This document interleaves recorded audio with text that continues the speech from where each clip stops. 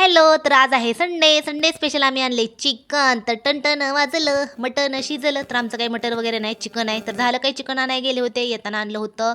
येताना मी एक सोडून दोन मुंगूस बघितलं आणि असं म्हणतात की मुंगूस बघितल्यावर आपला दिवस आहे तर खूप छान जातो. तसा माझा रोजचा दिवस छान जातो, पण आज जरा जास्तच आनंद झाला होता.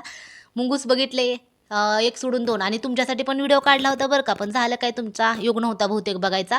व्हिडिओमध्ये काय झालं काय माहिती, मुंगूस कुठे गेले काय माहिती, दिसतच नव्हते व्हिडिओमध्ये. त्यामुळे म्हटलं चला हे काय दाखवण्यात पण अर्थ नाही.